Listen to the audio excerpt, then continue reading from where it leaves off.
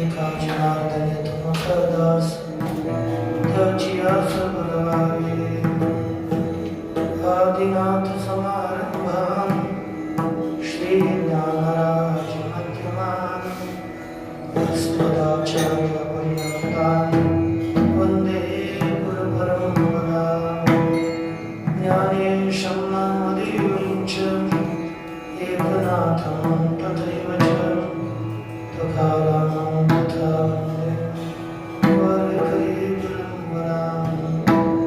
आदिनाथं च मत्स्येन्द्रं गोरक्षं गहिनं तथा निवृत्तिं ज्ञानदेवं च जोगं वन्दे गुरुः संतांचे वारे आम्हाला विश्वास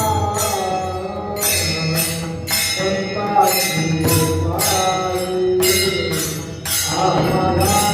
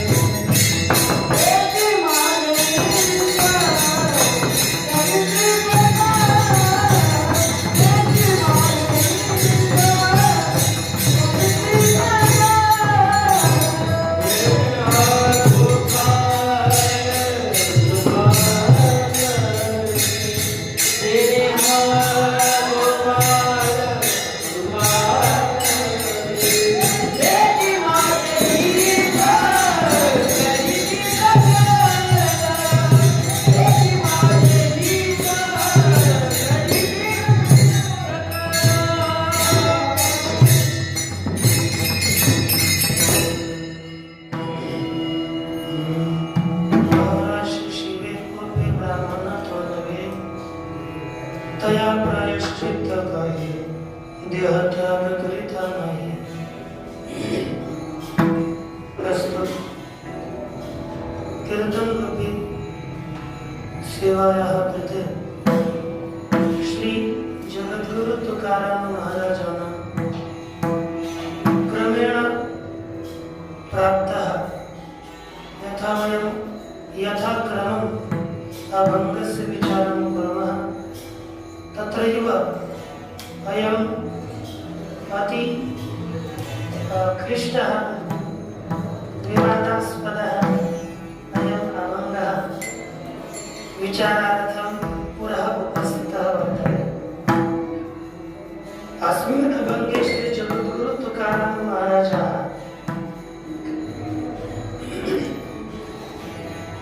निषेध मुखेन ब्राह्मण पद वाच्यं निर्धारयन्ति अर्थात विधि मुखेन प्रतिपादनं न कुर्वन्ति किन्तु निषेधमुखेन अयं शब्दः अयम् अर्थः ब्राह्मणपदवाच्यः इति तदा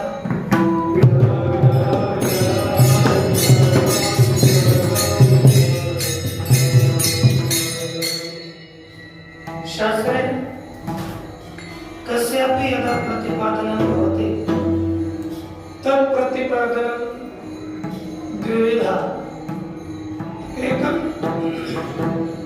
विधिमुखेन प्रतिपादनम् अपरं च निषेधमुखेन विधिमुखेन अर्थात् साक्षात् एतद् वस्तु इत्थं वर्तते साक्षात् निर्देशं कृत्वा यदा प्रतिपादनं क्रियते तत् प्रतिपादनं विधिमुखेन भवति निषेधमुखेन यथा एतद् वस्तु एतद् इयं वस्तु नास्ति एतद् इयं वस्तु नास्ति इति रीत्या यथा प्रतिपादनं तद् निषेधमुखेन यथा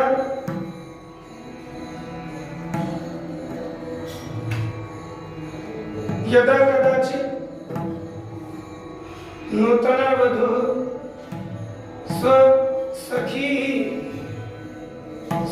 स्वसखीनां तथा स्वसखीभ्यः स्वपतिं बोधनकाले काचन सखी यदा पृच्छति अयं तव पति अस्ति वा तर्हि सा वदति न अयमस्ति वा द्वितीयोऽपि न तृतीयोऽपि न यदा चतुर्थः आगच्छति तदा सा किमपि न वदति अर्थात् वदनाभावेन अयं नास्ति इति बोधनेन स्वपतिं यथा बोधयति अयं प्रकारः निषेधमुखेन वस्तु प्रतिपादनपरकः विठ्ठल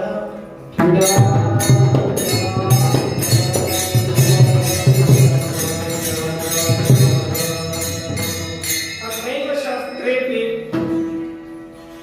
विधिमुखेन निषेधमुखेन द्विविधा वस्तुनः प्रतिपादनं कृतं यथा श्री ब्रह्मणोऽपि विधिमुखेन शास्त्रे प्रतिपादनं विद्यते निषेधमुखेन च वर्तते तद्वत् सताम् अपि विधिमुखेन अथ च निषेधमुखेन इति द्विविधा प्रतिपादनं कृतम् तत्र ब्रह्मणः विधिमुखेन यदा शास्त्रं प्रतिपादनं करोति तदा शास्त्रं वदति आनन्दो ब्रह्मेति व्यजानात् ब्रह्म किम् इति किं तद् ब्रह्म अक्षरं ब्रह्म परमम् यद् किं तद् ब्रह्म इति प्रश्नस्य उत्तरं श्री भगवान् उवाच अक्षरं ब्रह्म परमम् यत् परमम् अक्षरं तदेव ब्रह्म अक्षरमपि द्विविधम् एकम् अव्याकृतम् अक्षरं प्रकृत्यात्मकम् अक्षरम् अपरं ब्रह्मात्मकं परब्रह्मरूपम् अक्षरम् अतएव तद् विधिमुखेन प्रतिपादनकाले एव मुण्डकोपनिषदि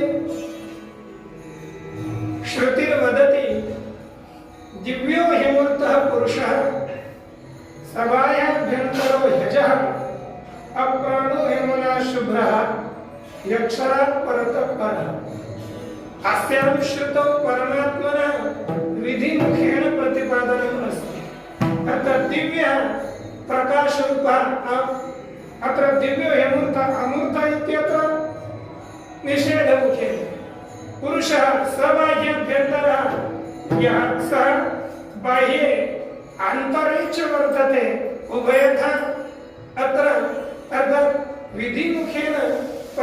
परमात्मनः प्रतिपादनं क्रियते तदक्षरं परमात्मतत्त्वम् अक्षरात् परतः परं यत् प्रकृत्यात्मकम् अक्षरं ततोपि परः अयं परमात्मा वर्तते।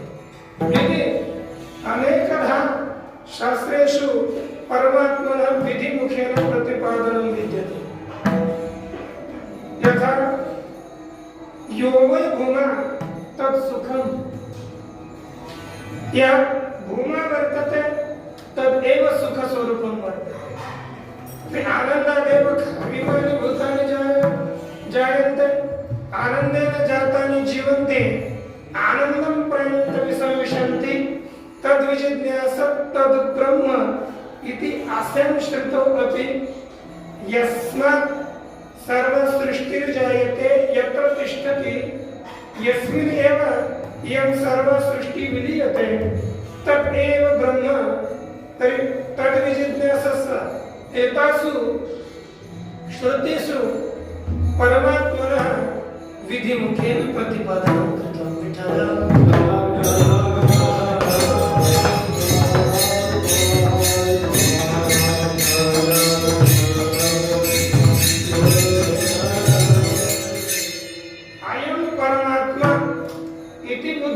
यत् प्रतिपादनं तदेव विधिमुखेन प्रतिपादनं।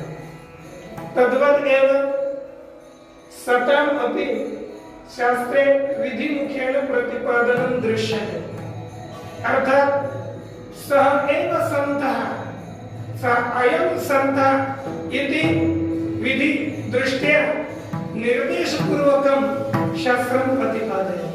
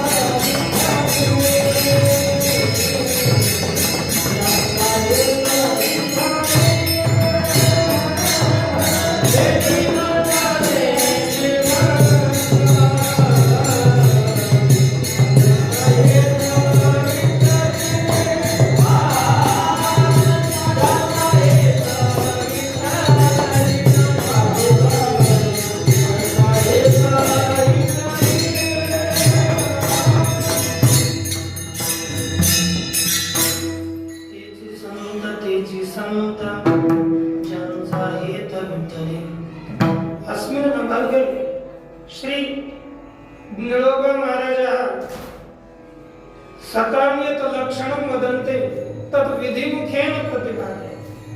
अर्थात् साक्षात् सः एव सन्तः, ते एव सन्तः सन्ति येषां मुखे अथवा येषां प्रयोजनं विठ्ठले वर्तते। हे प्रयोजनं विठ्ठले अस्ति, ते एव सन्तः वर्तन्ते। तद्वत् एव अन्यथा मुक्तांना ताटी प्रकरणे वदती तू संत तोची जाना जगी दया क्षमा ज्याची अत्र यस्य अंतकरणे दया अस्ति क्षमा वर्तते सः एव संतः सर्वभूती दया सर्वभूती दया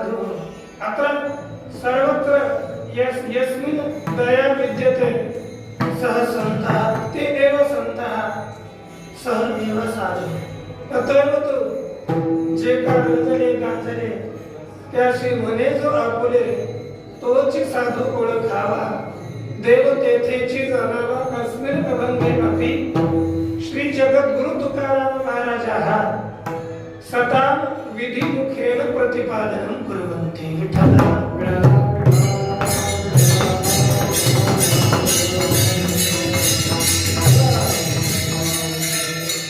यथा वस्तुनः विधिमुखेन शास्त्रे प्रतिपादनं वर्तते तद्वत् शास्त्रे एव निषेधमुखेन अपि प्रतिपादनम् अस्ति यथा यदा श्री जनकस्य राज्ये मिथिलायाम् एकः महान् यज्ञः अभवत् तस्मिन् समये तत्र दूरदेशतः सर्वे विद्वांसः उपस्थिताः तान् दृष्ट्वा श्रीजनकस्य मनसि एका जिज्ञासा जाता शंका उत्पन्ना एतेषु विद्वत्सु कः अतीव उत्तमः विद्वान् अस्ति इति तस्य अन्तःकरणे जिज्ञासा अभवत् तां जिज्ञासां निवर्तयितुं सः सर्वान् पुरोपस्थितान् ब्राह्मणान् विदुषः अवदत् हे विद्वांसः अथवा हे ब्राह्मणः युष्मत्सु मध्ये अर्थात् युष्मासु यः कश्चन अतीव अर्थात् विद्वत्तमः अस्ति सः एताः गावः नयेत् तदा सर्वे तत्र उपस्थिताः एक ब्राह्मणः विदुषः आसन् विद्वांसः आसन् ते न धैर्यं कृत्वा तत्र गाः न नीतवन्तः तदा श्री याज्ञवल्क्य मुनिः तत्र अवोचत् स्वस्य यः शिष्यः वर्तते तम् अवोचत् अरे एताः गावः उदजत इति एतः गावः इतः स्व आश्रमं प्रति नयेत् तर्हि सः गाः आश्रमं प्रति नेतुं प्रवृत्तः तदा तत्र उपस्थिताः ये केचन अन्ये विद्वांसः आसन् ते क्रुद्धाः ततो तत्र तेषु एकः अन्यः विद्वान् आगत्य यतै सा सभा यः विद्वान् वर्तते सः एकस्याः गोः शृङ्गे दश पाद सुवर्णम् आसीत् एकागारं नास्ति तत्र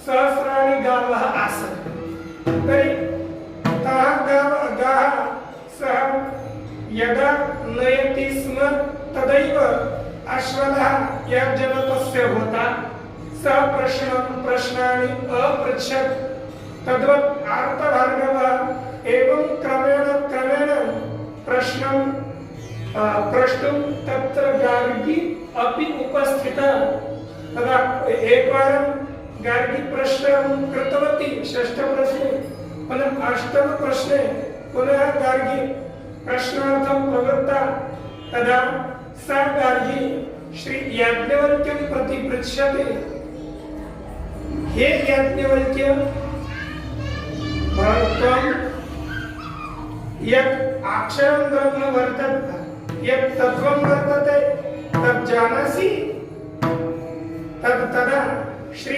याज्ञवल्क्यः वदति ब्राह्मणः अभिवदन्ति अस्थूलम् अनन्वमहस्वमधिकमलोहितम् इत्यादि रूपेण तत्र परमात्मनः प्रतिपादनं सः याज्ञवल्क्यः अकरोत् अर्थात् यत् अस्थूलं यत् वस्तु स्थूलं नास्ति यद् वस्तु अणु नास्ति अस्थूलम् अननु अह्रस्वम् अदीर्घम् अलोहितम् इत्यत्र अर्थात् स्थूल भिन्नं ह्रस्व भिन्नं दीर्घ भिन्नं लोहित भिन्नं वायु भिन्नं यद् वस्तु वर्तते तदेव अक्षरम् अस्ति तर्हि अस्मिन् मन्त्रे श्री याज्ञवल्क्यः यत् तत्त्वं प्रतिपादयति तद् निषेधमुखेन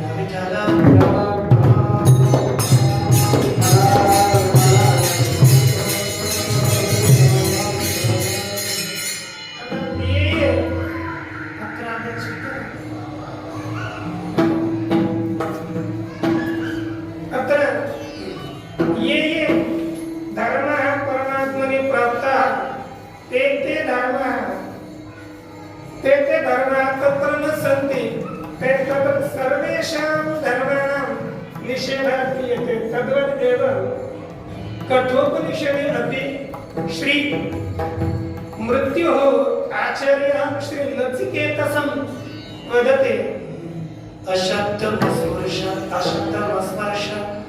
रूपमव्ययम् तथा रसं नित्यमगन्धवच्चयत् अत्र अशब्दम अर्थात शब्दरहितम अशब्दम अस्पर्शम अरूपम अर्थात स्पर्शरहितम रूपरहितम गंधरहितम यत् तत्त्वं वर्तते तदेव परब्रह्म तत्त्वं तं निचर्य एव अर्थात ज्ञात्वैव साधकः मृत्योः मुखात् प्रमुच्यते एतादृशं तत्त्वम् अस्मिन् श्लोके निषेधमुखेन उक्तं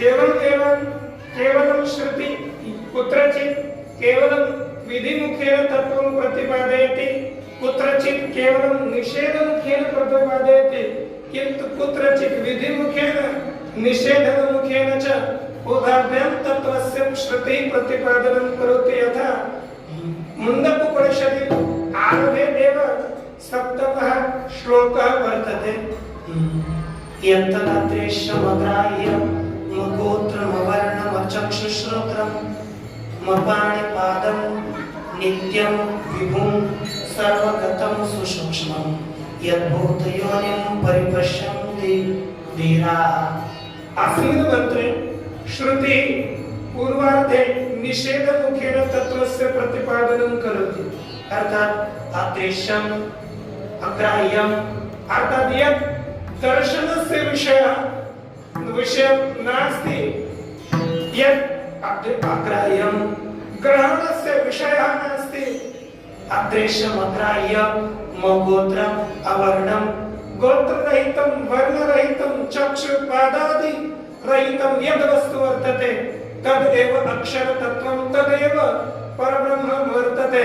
तद्वदेव विधिमुखेन प्रतिपादनाय नित्यं विभुं सर्वगतं सुसूक्ष्मम्।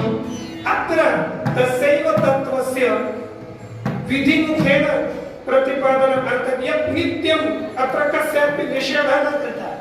विभुम् अत्र निषेधः न वर्तते, विधानं वर्तते। एतत् तत्त्वं विभु अस्ति एवं रूपेण परमात्मना निषेधरूपेण निषेधमुखेन विधिमुखेन यथा श्रुति तत्त्वं प्रतिपादयति तद्वत् एव सताम् अपि वचनानि तत्त्वस्य विधिमुखेन निषेधमुखेन प्रतिपादनाय सन्ति। विठ्ठल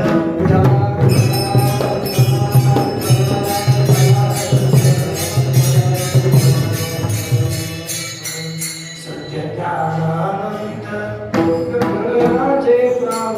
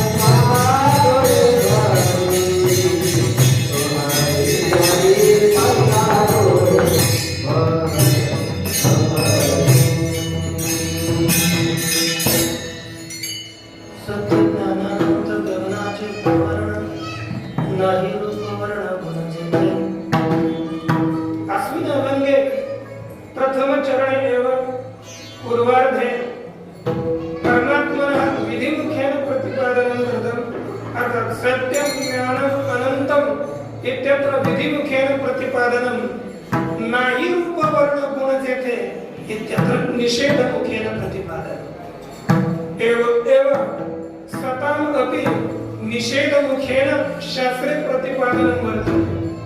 अर्थात् अयं सन्तः एते सन्तः न सन्ति, एते सन्तः न सन्ति।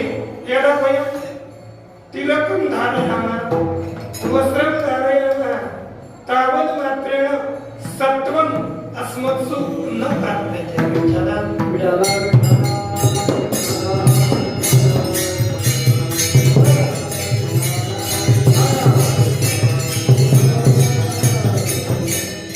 नव्हते ते संत माळा पत्राच्या भूषणे भस्मधारणे ते नव्हते संत अर्थात चिन्हानि धारयित्वा कश्चन संतत्वं सत्वं न प्राप्नोति तत्र तद अन्ते वदन्ति श्रीगुरुगुरु तुकाराम महाराजः कि तुकावली नाही रामने नाही निरसला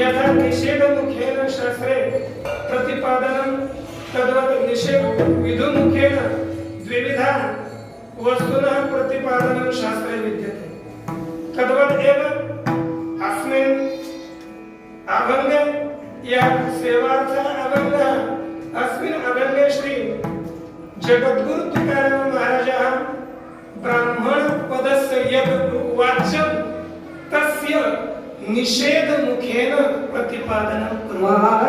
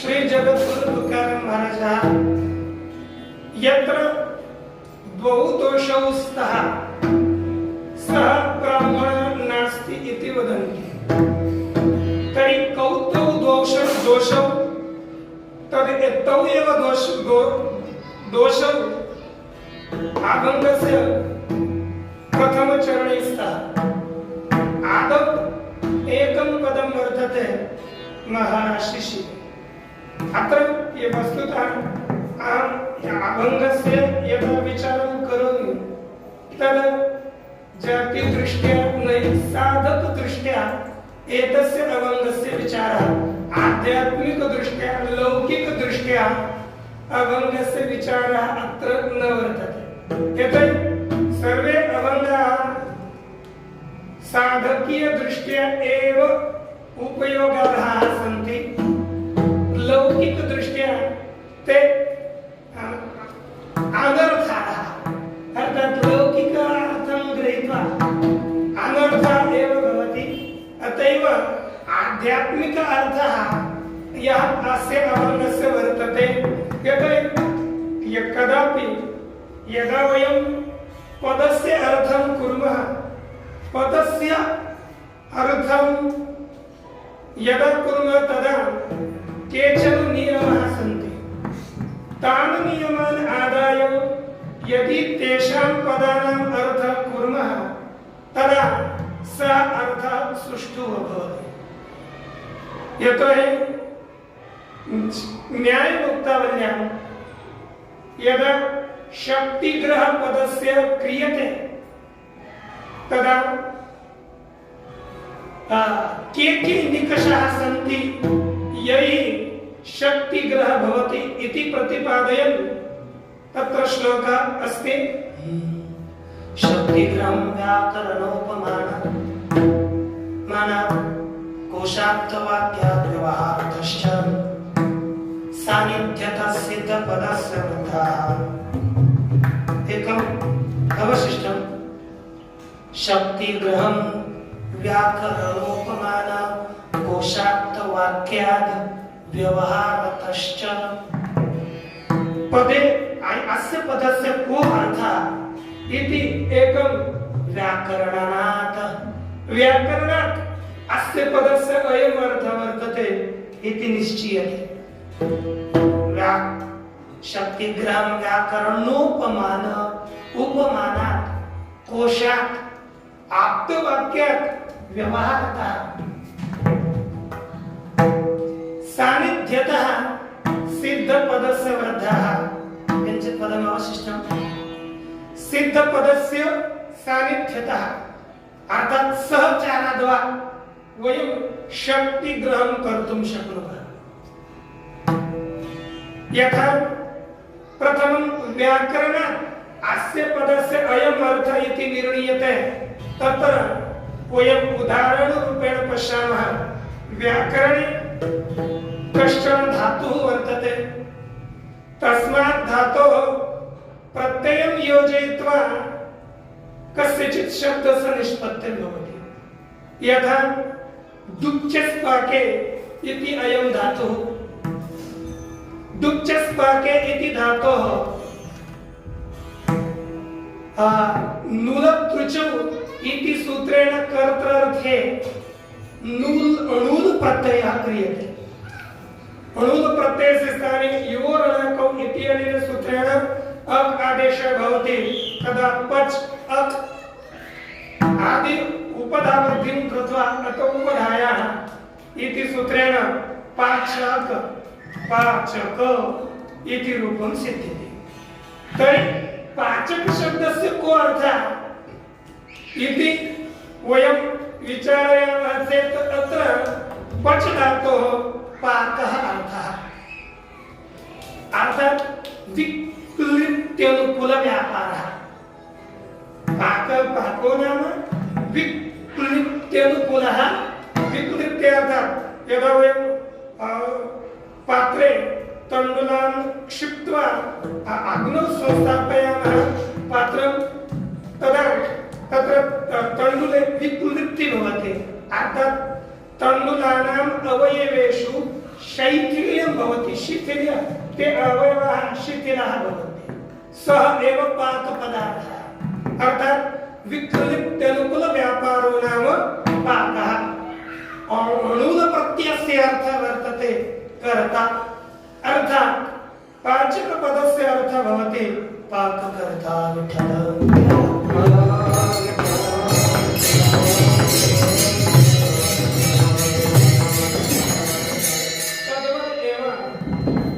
व्याकरण दृष्ट्या अस्मिन् अवङ्गे ये पदाः सन्ति तस्य का अर्थः भवितुम् अर्हति एतत् विचारयामः। अस्माकं पुरः एकं पदं वर्तते महात्र। अत्र म शब्दस्य एकपदकोशे अर्थः वर्तते मश्च शिवः चन्द्रमा वेदा। अर्थात् मकारस्य त्रयः अर्थाः सन्ति। मह नाम शिवः, मह अर्थात् चन्द्रमाः, मह अर्थात् वेदाः इति त्रयः मह शब्दस्य अर्थाः। तर्हि पुनः मह अर्थात् शिवः परमात्मा सुखं वा यद् मङ्गलं शिवपदस्य सुखं मङ्गलम् इति अर्थः। तर्हि पुनः द्वितीयं पदं हारः। हारः अर्थात् हरति इति हरः। यः हरणं करोति सः हरः अथवा सः हरः एव हारः। उपधावृद्धिं कृत्वा स्वार्थे अणुप्रत्ययं कृत्वा हारः इति शब्दः सिद्ध्यते। अर्थात् मत्स्य हारः, मत्स्य हारः इति महारः इति शब्दः सिद्ध्यते। नाम यः मः आत्मानं यः हरति सः कः? आत्मानं हरति सः कः? तर्हि शास्त्रदृष्ट्या आत्मानं हारकः कामः। यतोहि यदा मनसि कामना जायते, कामः निष्पद्यते, तदा एव आत्मज्ञानं न भवति। अतएव कामपदस्य अर्थं कुर्वन् अहङ्कारचिदात्मानो एकीकृत्य विवेकतः इदं मे स्यात्, इदं मे स्यात् इति च कामशब्दितः। यदा नराणां मनसि कामः जायते, इच्छा भवति, तदा परमात्मनः ज्ञानं मनः चञ्चलं भवति। चञ्चले मनसि परमात्मनः अनुभूतिर्नागच्छति। अतएव शास्त्रे यस्य अंतकरणे मलदोषः न वर्तते, विक्षेपदोषश्च नास्ति, तस्य एव अंतकरणे आत्मज्ञानं भवति, आत्मप्रकाशः भवति। अर्थात् यस्य मनसि कामना जायते तत्र आत्मज्ञानं न भवति। इति पदेन अपि यः मम आत्मानं हरति इति अस्य शब्दस्य सिद्धिर्भवति। अर्थात् एतेन पदेन काम अर्थः बोध्यते। शब्दस्य अर्थः काम। यस्य अंतकरणे इदानीं यः कामं स्पृशति सः ब्राह्मणः नास्ति। अर्थात् यदा कामना भवति सः ब्राह्मणः नास्ति इति एकः अर्थः। विठ्ठल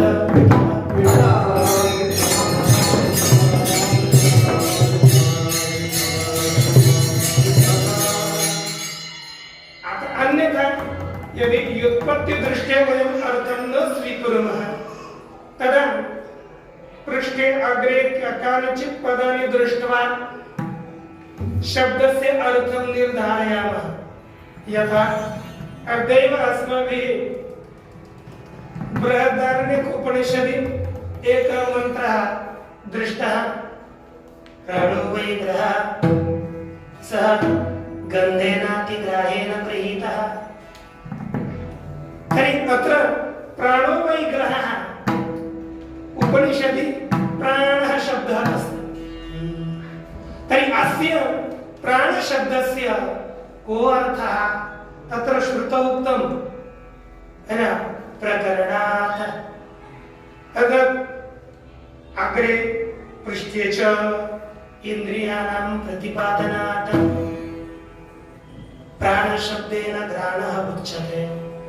अर्थात् तत्र अस्ति प्राणशब्दः किन्तु प्रकरणम् अग्रे इन्द्रियाणां प्रतिपादनं पूर्वस्मिन् प्रकरणे अपि इन्द्रियाणां प्रतिपादनं मध्ये उपस्थितः प्राणशब्दोऽपि इन्द्रिय प्रतिपादकः। विठ्ठल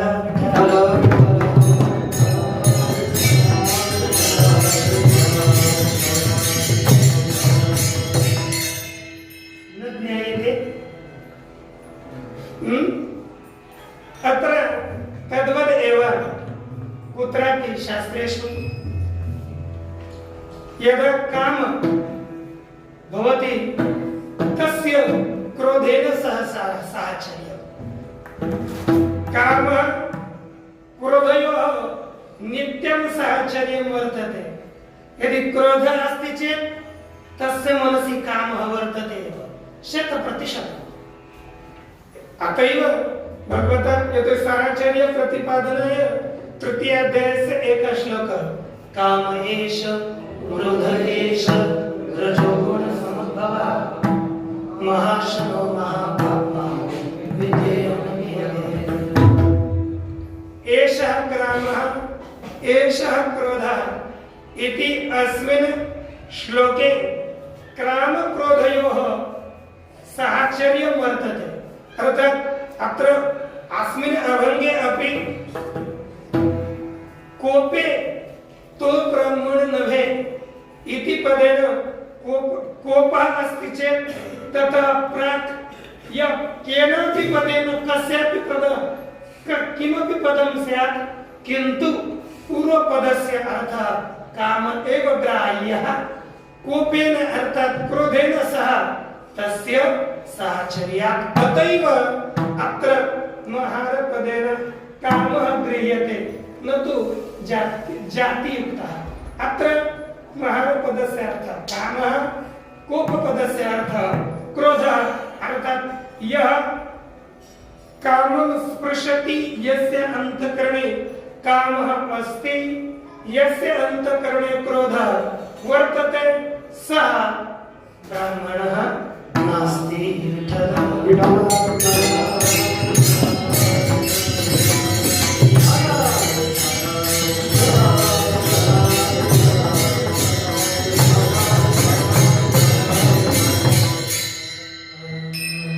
अतएव साहचर्य खवळलिया कामक्रोधी अंगीवरलेला रहते अंगीवरती आदि रहते। अर्थात कामक्रोधयोः साहचर्यं वर्तते। एकस्मिन् वाक्ये श्री एकनाथ महाराजैः उक्तम् असोनि ब्राह्मण नगरी संध्या वंदन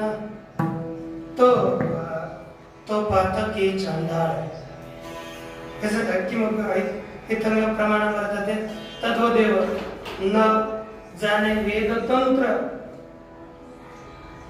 इत्यादि वाक्ये यः वेदतंत्रं न जानाति अथवा वेदशास्त्रं न जानाति यस्य अंतःकरणे दोषाः वर्तन्ते सः ब्राह्मणः नास्ति इति उक्तम्। अर्थात् कामक्रोध अत्र तु भवन्तः वदिष्यन्ति ब्राह्मण इति पदस्य प्रतिपादने निरन्तरम् अस्य तर्हि अर्थः कः? किं ब्राह्मणो नाम कः? किं ब्राह्मण? को ब्राह्मणः? जीवः ब्राह्मणो वा? देहो ब्राह्मणो वा? किं जातिः ब्राह्मणः? ज्ञानं ब्राह्मणः? कर्म ब्राह्मणः? धर्म ब्राह्मणः? अथवा कः अस्ति ब्राह्मण पदस्य अर्थः? येन अत्र अस्मिन् अभङ्गे कामक्रोधौ यस्य अन्तःकरणे स्तः सः ब्राह्मणः नास्ति इति उच्यते। तर्हि ब्राह्मण पदस्य को अर्थः अत्र गृह्यते?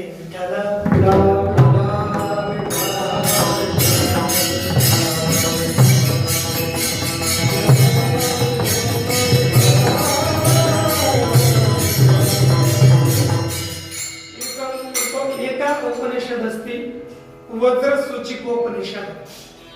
तस्याम् उपनिषदि एतस्यैव अर्थस्य निर्णयः विद्यते। यदि जीव ब्राह्मण इति चेत् यदि जीवः एव ब्राह्मणः तर्हि न तत् न सम्भवति। यतोहि अनेके देहाः एकैव जीवः अनेकान् देहान् प्राप्नोति। सः ब्राह्मणदेहं, क्षत्रियदेहं, वैश्यदेहं, शूद्रादिदेहं वा एकैव जीवः प्राप्नोति। अर्थात् तस्य एकस्यैव कर्मवशात् अनेक देह गमनात् जीवः ब्राह्मणः इति वक्तुं न शक्यते। यतोहि यदि जीवैव ब्राह्मणः स्यात् कस्मिन्नपि देहे गतः चेत् सः ब्राह्मणः एव भवेत्।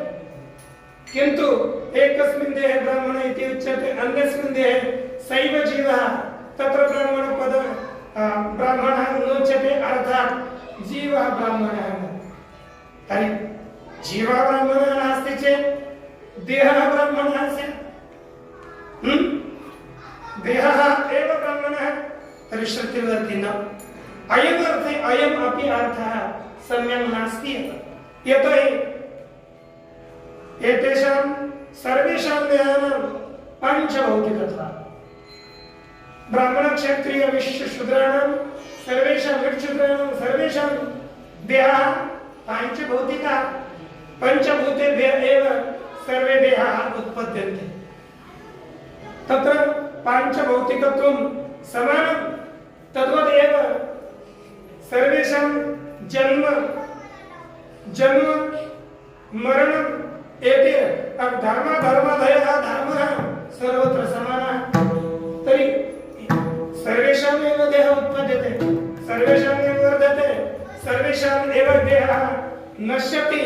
तस्मात् देहः यतोहि पांचभौतिकत्वं समानं, तस्मात् कारणात् देहः ब्राह्मणः इति उच्यते। तर्हि अयम् अपि अर्थः समीचीनः नास्ति।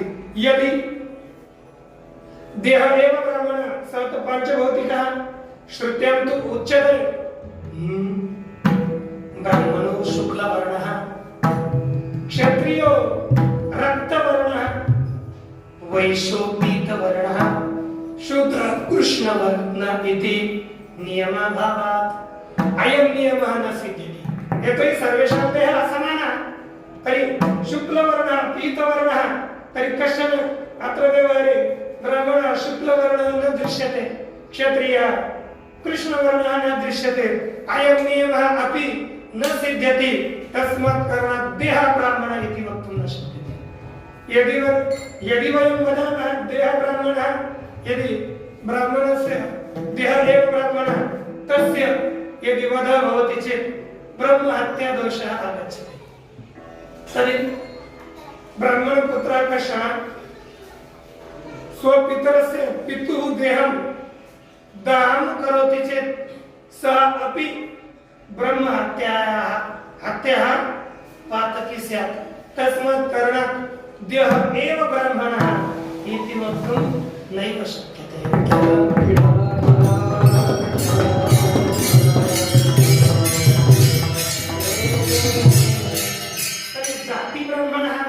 जन्मना ब्राह्मणः यतः अर्थात् यत्र जन्म भवति सः जन्मनः एव ब्राह्मणः स्यात्।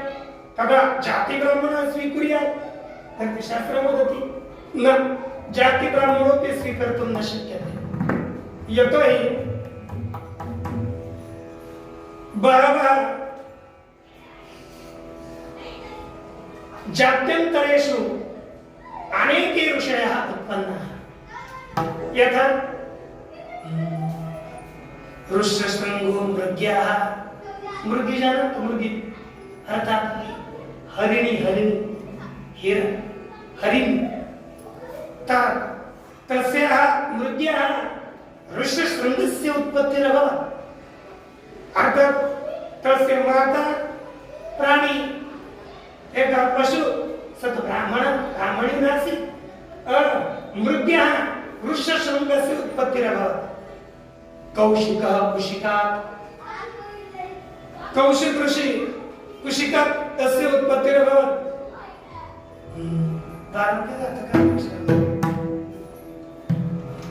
वशिष्ठो उर्वश्यां वशिष्ठस्य उत्पत्ति उर्वशी या स्वर्वेश्या तस्याः वशिष्ठस्य उत्पत्तिरभवत् तर्हि अपि ब्राह्मणो वर्तते व्यासः कैवर्तककन्यायां श्रीव्यासमहाभागः या कैवर्तकः अर्थात् कोळिवराढ्यां तस्याः कन्यातः व्यासस्य उत्पत्तिरभवत् पुनः अगस्त्ये कुण्डे अगस्त्ये कुण्डे उत्पत्ति तस्य अभवत् द्रोणाचार्यस्य द्रोणे उत्पत्तिरभवत् तस्मात् कारणात् जाति ब्राह्मण इति अपि वक्तुं न शक्यते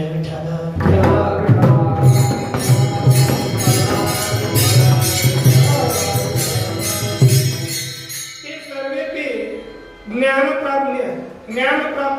प्राप्तुम् अर्थात्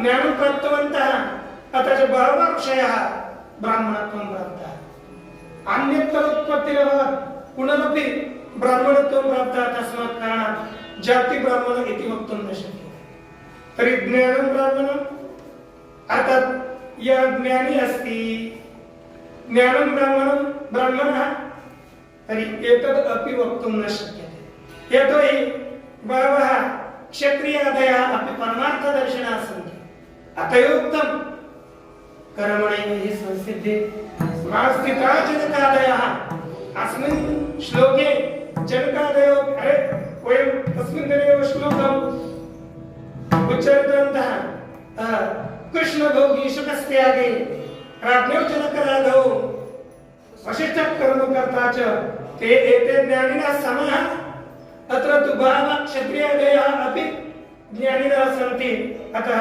ज्ञानं ब्राह्मणः अर्थात् यत्र ज्ञानं वर्तते सः एव ब्राह्मणः इति अपि वक्तुं न शक्यते तर्हि क्षत्रियादयः अपि ज्ञानिनः सन्ति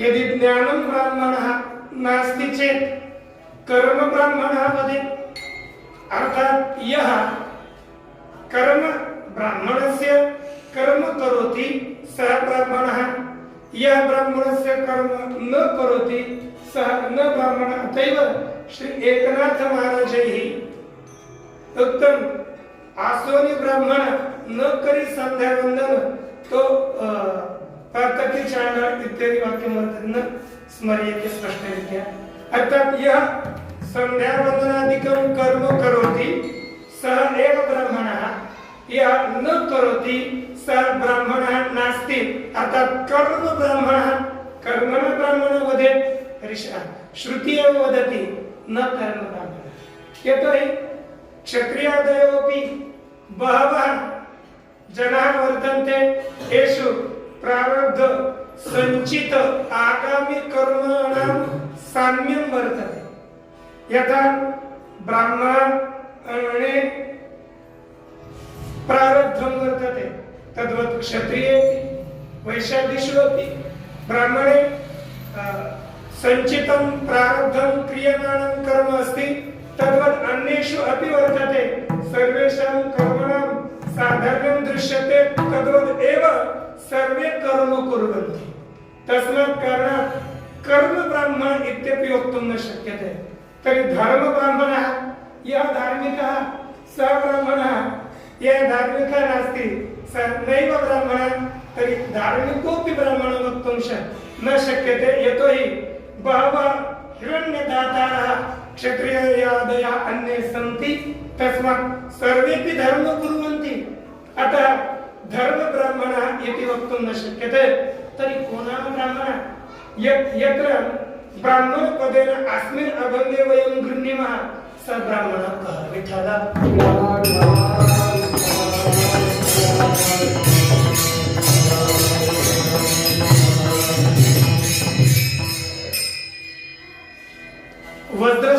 शुकोपनिषदि अन्तिम विकल्पः वर्तते को नाम ब्राह्मणः तर्हि उक्तं यस्तु अद्वितीयं चिदानन्दैकरसं षड्भाव षड्भावादि दोषरहितं सच्चिदानन्दात्मकं यत् अद्वितीयं तत्त्वं वर्तते तत्सत् अन्तर्दैवनुस्यूतम् अर्थात परमात्मानं ब्रह्म यः करतलामलकवत् अपरोक्षीकृत्य यत् आत्मतत्त्वस्य अपरोक्ष साक्षात्कारं कृत्वा कामादिदोषरहितः यस्मिन् कामादिदोषः न सन्ति शमदमादि सम्पन्नः यशां दं तितिक्षा श्रद्धादयः गुणः वर्तन्ते एतादृशः यः मनुष्यः यः पुरुषः स एव ब्राह्मणः अयम् एव ब्राह्मणः वर्तते अर्थात् अन्य कश्चन अन्यथा अयं कस्य निर्णयः तर्हि श्रुति वदति श्रुति स्मृति पुराणेतिहासानाम् अभिप्रायः अयम् एव यः परमात्मानं करतलामलकवत् अर्थात् करतले कश्चन आमलकं संस्थापयामि तर्हि तस्य यथा स्पष्टरीत्या ज्ञानं भवति तद्वत् एव यः मराठ्यां वदामि एकं द्वयं वाक्यं अर्थात अरे आता मराठी बोलताय ना ज्याला आत्मस्वरूपाचा असा साक्षात्कार झाला की ज्याप्रमाणे आपल्या तळ हातावर ठेवलेला आवळा जसा चारही बाजूनं स्पष्ट दिसतो त्याची स्पष्ट प्रतीती होते त्याप्रमाणे ज्याला आत्मतत्वाचा यथार्थ साक्षात्कार झालेला आहे आणि जो काम क्रोध इत्यादी दोषाने रहित आहे शम दम तितिक्षा इत्यादी साधनाने संपन्न आहे तोच ब्राह्मण आहे अन्यथा तिथं पुढेच एक वाक्य दिलं अन्यथा ब्राह्मण पदवाच्यम निर्णेतुम न शक्यते अर्थात ब्राह्मण पदाचा अर्थच सांगितला जाऊ शकत नाही म्हणजे तोच ब्राह्मण आहे जो ज्यानं आत्मस्वरूपास जन्मलेला आहे विठ्ठल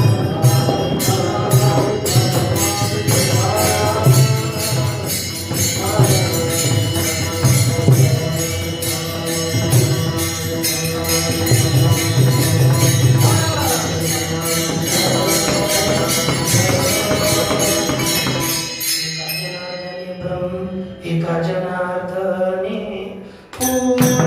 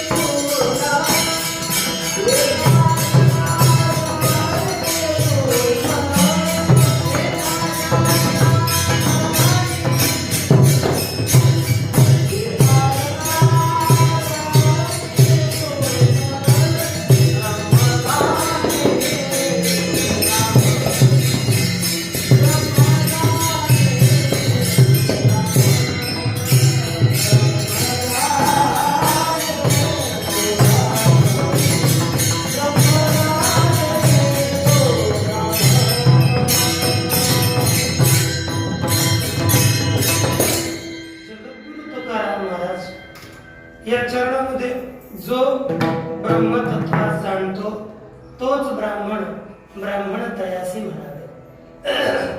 अर्थात ज्यास आत्मतत्वाचं ज्ञान झालेलं आहे तो ब्राह्मण, अशी श्रुती सांगते. श्री नाथ महाराजही सांगतात.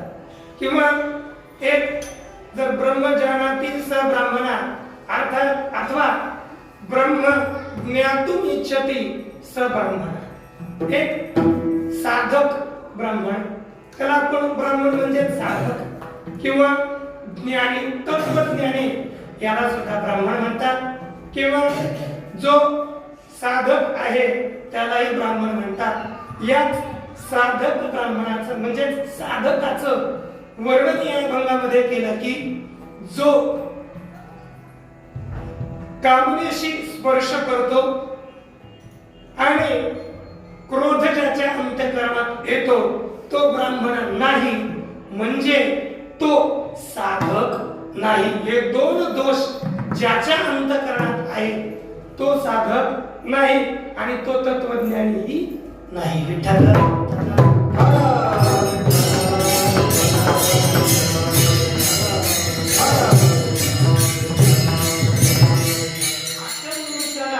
मग हे दोन दोष ज्याच्या अंतःकरणात असतील, जो आपल्याला साधक म्हणतो ना त्याला काम आणि क्रोध आपल्या अंतःकरणात बाळगून आहेत.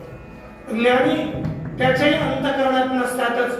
व अशा मनुष्याला मग काही शास्त्र प्रायश्चित्त सांगेल त्या दोषातून निवृत्त होण्याकरता, तर जगद्गुरु तुकाराम महाराज त्याचं उत्तर दुसऱ्या चरणात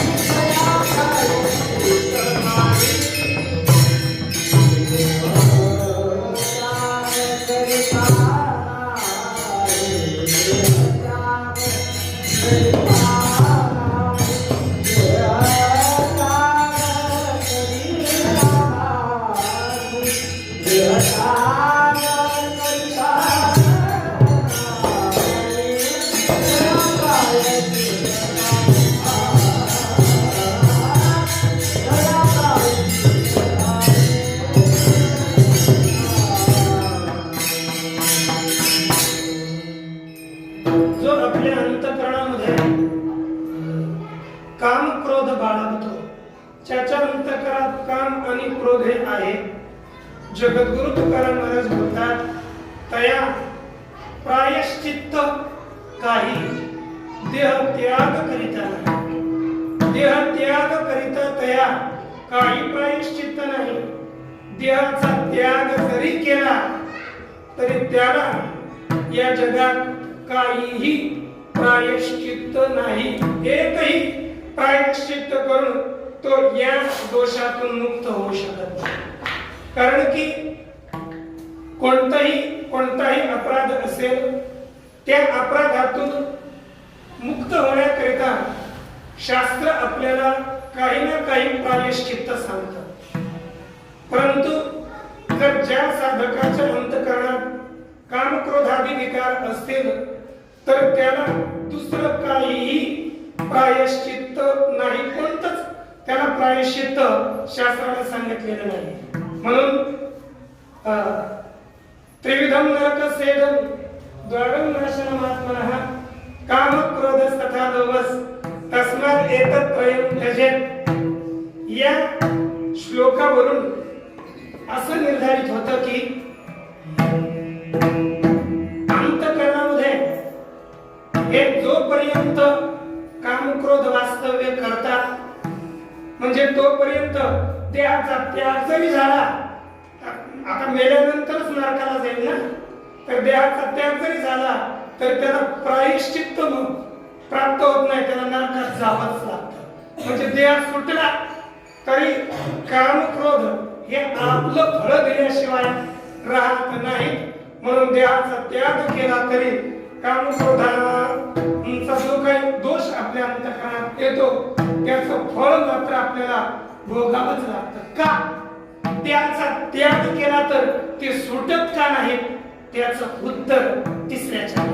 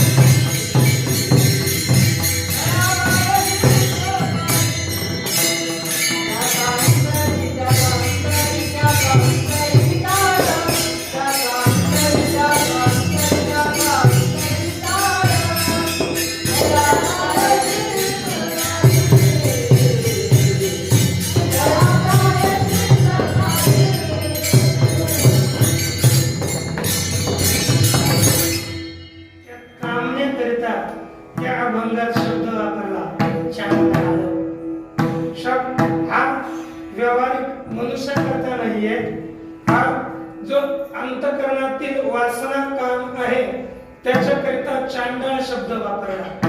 कारण की चांडाळ म्हणजे काय? चंडम असं म्हणतात, लियते अनेन सह चांडाळ. अर्थात चंड अर्थात प्रकाश, आत्मप्रकाश. त्या आत्मप्रकाशाला जो डोकवतो, ज्या आत्मप्रकाश ज्याच्याद्वारे ज्याच्याद्वारे ज्ञान होत नाही, जे ज्ञानाला आवृत्त करतो त्याला म्हणतात चांडाळ. याचंच प्रतिपादन श्रीमद भगवत गीतेमध्ये तृतीय अध्यायामध्ये भगवान करतात. आवृत्तं ज्ञानम येतेन ज्ञानिनो नित्यवैरिणा कामरूपेण कौन्तेय दुष्पुरेण नदेन च.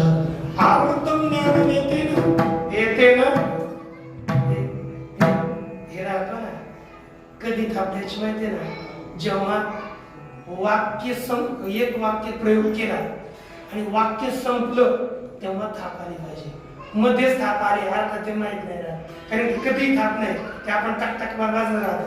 तसं नाही, काम संपलं म्हणजे एक वाक्य बोलत रामकृष्ण हरी मग नाहीतर मध्ये नाही तरी म्हणजे आपल्या बाहेर कुठे वाजायला गेलं तर लक्षात राहतं, नाहीतर मग ते बोलतात ते वाजव म्हणतात.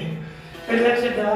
पण आहे हा कामच आपल्या अंतःकरण व्याप्त करतो. याच्याविषयी एक याच्या अगोदर श्लोक म्हणतात, धूमेन येते म्हणजे एकादर्शो मनेच्या यथो वृत्तो गर्भस तथा तेने.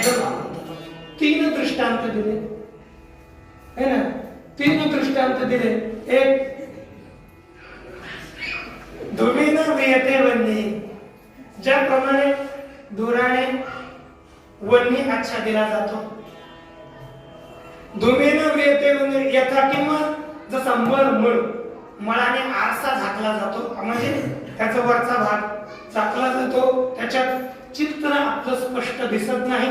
किंवा जार म्हणतो, जारानं एखादा गर्भ झाकलेला असतो.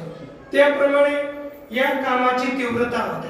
जेव्हा ही काम वासना बालक जन्माला येतो, तारुण्यावस्थेत येतो आणि वृद्धिंगत होतो, तर याच्यामध्ये जर आपलं काम स्थूल असेल तर धुराने अग्नी झाकल्यासारखा, म्हणजे अग्नी आपलं काम करतं, अग्नी दिसते काम करतं, त्याच्या कामाला अवरोध नाही, परंतु धुराने अग्नी झाकला जातो. त्याप्रमाणे एखाद्याच्या अंतःकरणात कामना असली तरी सुद्धा त्याचे व्यवहार योग्य रीतीने होतात. परंतु जसा आरशावर मळ असतो ना, मळ आरशावर आला तर त्या मुलानं काय होतं, आपलं चित्र दिसत नाही. तसेच एखादी इच्छा, समजा आपल्याला गुलाबजामुन खाण्याची इच्छा झाली, एखाद्याला अशी तीव्र होते ना, त्याला काहीच सुचत नाही. अरे वाचणार आहे, अभ्यास कर ना थोडा, त्याचं डोकंच चालत नाही, नित्य त्या गुलाबजामुनकडे लक्ष. त्या गुलाबजामुनची कामना आपल्या अंतःकरणात आली ना, मग त्या गुलाबजामुनच्या कामनेनं काय केलं, त्या अभ्यासाची जी वृत्ती होती, ज्ञानवृत्ती ती झाकवली, तिला काहीच कार्य करू देत नाही. किंवा म्हणजे परंतु तो मान तिथं वस्तू आपल्या अंतःकरण त्याची स्थिती आहे, ज्ञानाची स्थिती आहे, परंतु तिथं कार्य करू देत नाही. आणि शेवट जसं जारानं गर्भ झाकला जातो, हे कोण आहे, त्याला हातपाय आहेत का नाही हे काहीच कळत नाही, तेव्हा एकदम इच्छेची अशी टोकियर येतं, त्याला जगाचं कोणाचंच भान नाही.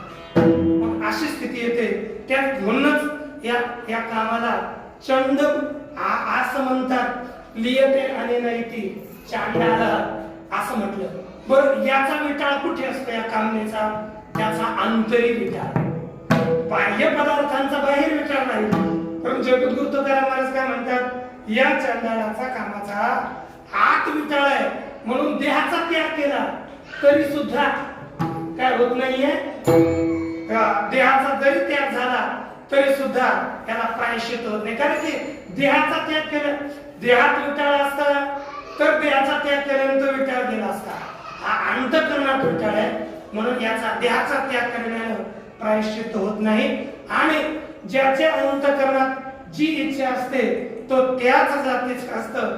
जगद्गुरु तुकाराम महाराज ज्याचा संगाची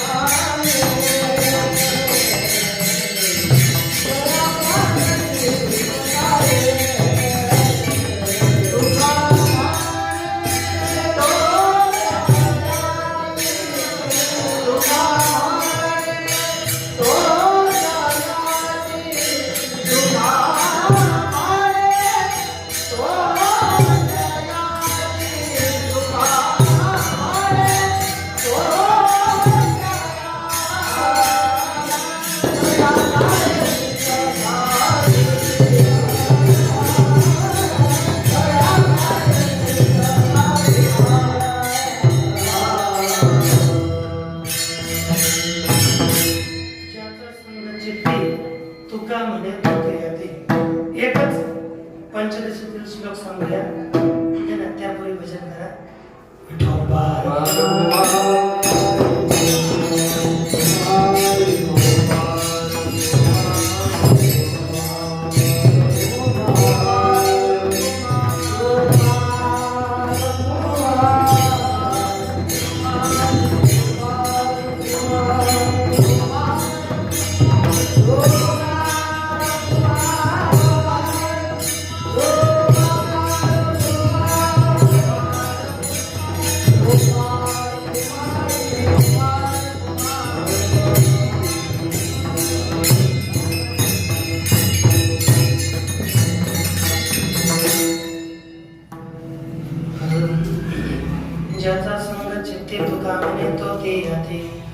चित्तामध्ये ज्याच्याशी संग असतो किंवा ज्याची आसक्ती असते तो त्याच जातीचा असतो असा सरळ शब्दार्थ आहे. कारण की पंचदशीमध्ये एक श्लोक येतो, चित्तमेव हि संसारस्य तत्प्रयत्नेन शोधयेत यच्चित्तस्तन्मयो मर्त्यो गुह्यमे तत्सनातनम्. चित्तमेव हि संसार, कारण की चित्तच आपलं मनच हाच संसार आहे. म्हणून या चित्ताचा आपण शोधन हे चित्त शुद्ध केलं पाहिजे. कारण की या चित्तस्तन्मयो मर्त्या, ज्याच्यामध्ये आपलं चित्त लागलेलं असतं तो तन्मय, तो द्रुप मानला जातो. जसं ज्याच्या अंतःकरणात कामना असेल त्याला कामी म्हटलं जाईल, ज्याच्या जो ध्यान करत असेल त्याला ध्यानी म्हटलं जाईल, जो साधना करत असेल त्याला साधक म्हटलं जाईल. म्हणजे ज्याच्या अंतःकरणात संसार असेल त्याला संसारी म्हटलं जाईल. म्हणजे ज्याच्या अंतःकरणात ज्या प्रकारची आसक्ती असते तो त्याच जातीचा संसारी व संसारीच. या प्रकारे म्हणजे आपण साधक आहोत, तर साधकानं हे दोन दोष अंतःकरणात ठेवू नये, यांच्या निवृत्तीचा उपाय म्हणून आपण भगवत वचनादी करून त्याची निवृत्तीचे उपाय शास्त्रात सांगितले. पण आपला समय संपला म्हणून बस हे दोन दोष ज्याच्या अंतःकरणात आहेत त्या साधकाला दुसरं काहीही प्रायश्चित्त नाही. हे दोन दोष ठेवून तुम्ही काय म्हणून हे दोन दोष ठेवून आम्ही आमचं प्रायश्चित्त करू, त्याला प्रायश्चित्त नाही, नरकात जावं लागेल, ते सुद्धा प्रायश्चित्त नाही. म्हणून हे दोन दोष निवृत्त करावे, कारण की त्याचा अंतःकरणात विटाळ असतो. म्हणून हे दोन दोष निवृत्त करण्याकरिता यद्यपि अभंग हा आपल्याला, याला आपण कूट अभंग म्हणूया. अभंगाचा अर्थ बाह्य दृष्टीनं हा विवादास्पद आहे, परंतु आध्यात्म दृष्टीने अभंगाकडे आपण लक्ष दिलं तर अभंग हा साधकाच्या फार उपयोगाचा, म्हणजे साधकाला याच्यातून या साधनेमध्ये सावध करणारा असा अभंग आहे. या अभंगाचा श्री ज्ञानोबरायांच्या कृपेनं, श्री जगद्गुरु तुकाराम महाराजांच्या आशीर्वादानं, सर्व संतांच्या आशीर्वादानं जसा विचार उपस्थित झाला तसा विचार आपल्या पुढे मांडला गेला. तसंच मला तर आता आज असं वाटत होतं की कारण की अभंग पाहिलंच नाही, काय झालं इथून आधीचा पाठ संपला, गेल्यानंतर जी झोप लागली 4:45ला झोपले आणि 4:45ला उठल्यानंतर तिथून पुढे म्हटलं आता अभंग पाहावाच कोणतरी दिलं. आणि यांना सांगितलं आता पता नाही, जसं असेल तसं भगवान जसं बुद्धी देतील तसं विचार होईल. तसंच विचार तुमच्याकडे उपस्थित झाला. ज्ञानोबरायांच्या, जगद्गुरु तुकाराम महाराजांच्या, श्री पांडुरंग परमात्म्याच्या चरणी ही सेवा अर्पण करून या ठिकाणी मी शिकवला पूर्ण केला. ज्ञानेश्वर